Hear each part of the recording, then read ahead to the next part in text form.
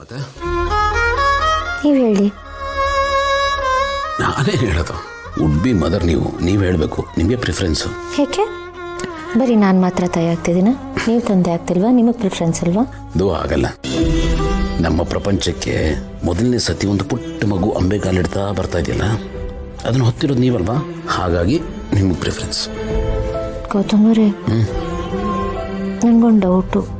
ಏನು? ಮಗು ಬಂದಮೇಲೆ ನಿಮಗೆ ನನ್ನ ಮೇಲಿರೋ ಪ್ರೀತಿ ಕಮ್ಮಿ ಆಗ್ಬಿಡುತ್ತಲ್ವಾ?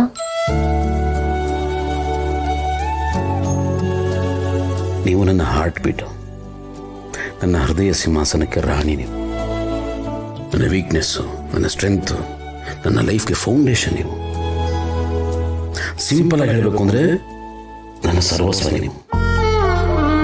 ನನ್ನ ಲೈಫ್ ಇವತ್ತು ಇಷ್ಟೊಂದು ಕಲರ್ಫುಲ್ ಆಗಿದೆ, ಬ್ಯೂಟಿಫುಲ್ ಆಗಿದೆ, ಅದಕ್ಕೊಂದು ಅರ್ಥ ಸಿಕ್ಕಿದೆ ಅಂದರೆ ಅದಕ್ಕೆ ನೀವೇ ಕಾರಣ. ನಿಮ್ಮ ಮೇಲೆ ಹೇಗೆ ಪ್ರೀತಿ ಕಡಿಮೆ ಆಗುತ್ತೆ? ಚಾನ್ಸೇ ಇಲ್ಲ. Thank you. Welcome. But usual ಆಗಿ ಹಾಗೆ ಆಗುತ್ತಲ್ವಾ?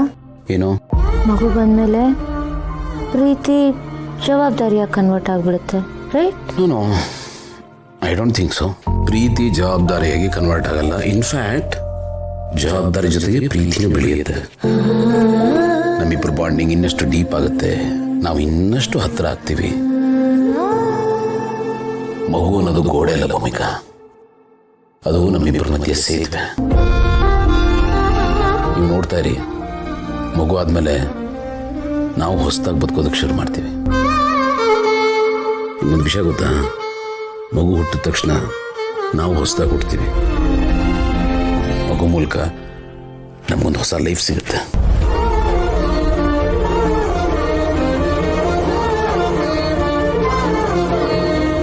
ಗೌತಮರೇ, ಈ ಮನೆ ಹುಟ್ಟೋ ಮೊದಲನೇ ಮಗು ನಿಮ್ಮ ತಂದೆ ಆಗಿರ್ತಾರೆ ಅನ್ನೋ ಆಸೆ ಇದೆಯಲ್ವಾ ನಿಮಗೆ? ಆಸೆ ಇದೆ, ಬಟ್ ಎಲ್ಲ ನಮ್ಮ ಆಸೆ ಪ್ರಕಾರನೇ ನಡಿಬೇಕಲ್ಲ. ಎಲ್ಲ ಭಗವಂತನ ಕೃಪೆ. ನೋಡಿ, ಗಂಡಾಗ್ಲಿ ಹೆಣ್ಣಾಗ್ಲಿ ಮಕ್ಕಳೇ. ಮಗು ಚೆನ್ನಾಗಿರ್ಬೇಕು, ನೀವು ಆರೋಗ್ಯವಾಗಿರಬೇಕು, ನನಗೆ ಬೇಕಾಗಿರೋದಷ್ಟೇ. ಬಟ್ ನೀವು ನೋಡ್ತಾ ಇರಿ, ನನ್ನ ಹೊಟ್ಟೆಯಲ್ಲಿ ನಿಮ್ಮ ತಂದೆನೇ ಹುಟ್ಟು ಬರ್ತಾರೆ. ಆಗಲಿ, ಹಾಗೆ ಆಗಲಿ. ದೇವತೆ ನೀನು, ದೀನನು ನಾನು, ಒಲವಿದು ಬೇನೆ ಔಷಧ ನೀನೇ, ಹೆರಳಿನ